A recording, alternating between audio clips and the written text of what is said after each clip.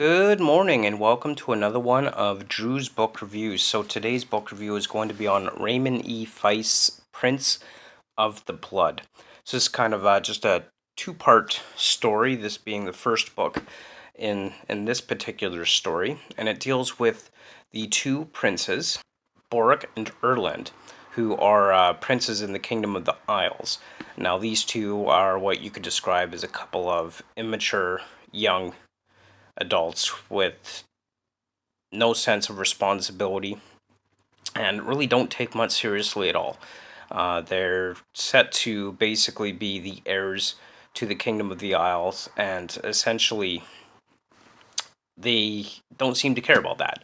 They're too busy spending their money away at the local bars and inns and taverns, and just basically living a carefree lifestyle with no sense of responsibility and kind of lack of maturity.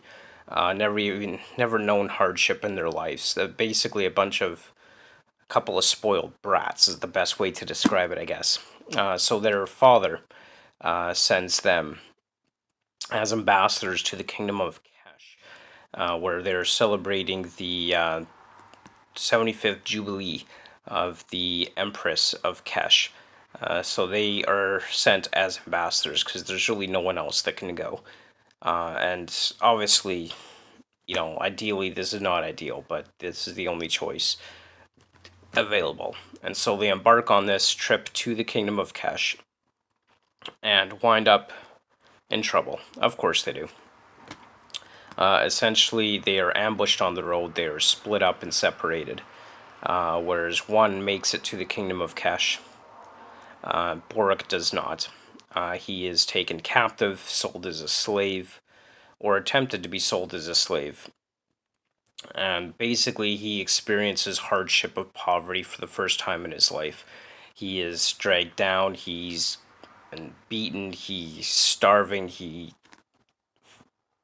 doesn't know what to do. He's never experienced this kind of difficulty or hardship in his life.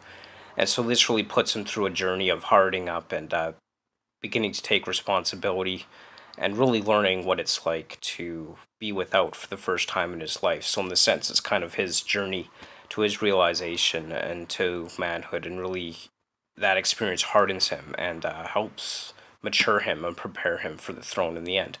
And of course, so we have Erland, who is frantically wants to find his brother who's thought to be dead, and they all assume that he's dead. But he too must be the ambassador to Kesh. So he is kind of forced into a position where he's mourning his brother, while at the same time he has to represent the Kingdom of the Isles, that he was sent to do so. All while being caught up in a plot to destabilize the Kingdom of Kesh, where he's been accused of murder and all kinds of terrible crimes. And so they're both faced with different set of difficulties, whereas one is desperately trying to get back to his brother. So Boric's trying to get back to Erland, while Erland is thinking his brother is dead, while trying to maintain control and find his way out of this trap that he finds himself in. So definitely what you could call, as it describes in the back of the book, a coming-of-age story between these two brothers who are faced with seemingly insurmountable odds stacked against them, as they finally meet up again in the end and spoil the plot that was designed to break them, as well as the Kingdom of Kesh. So this is a good story. Raymond E. Feist, one of my favorite writers. Very typical Raymond E. Feist story. It's overall the storytelling method. It's simple. It's not an extremely complex plot like you find in some other works, like Game of Thrones, for example.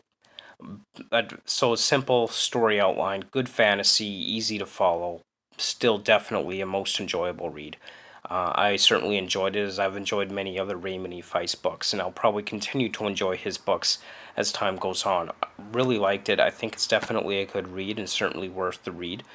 Very enjoyable, and I'd certainly recommend it to anybody who is a fantasy fan, especially Raymond E. Feist fans if you haven't read already, so definitely do check that out. Definitely worth it. And of course, don't forget to stay tuned. I will be reading the second part of this story, The King's Buccaneer, coming up next for the next book review. So don't forget to stay tuned and check that out. As always, Links to my Twitter and Facebook feeds and WordPress blog will be in the description below. So don't forget to comment, subscribe, like, share. Again, thank you so much for watching, and I hope you have yourself a wonderful day, and stay tuned for the next episode of Drew's Book Reviews. Have a great day. Thanks.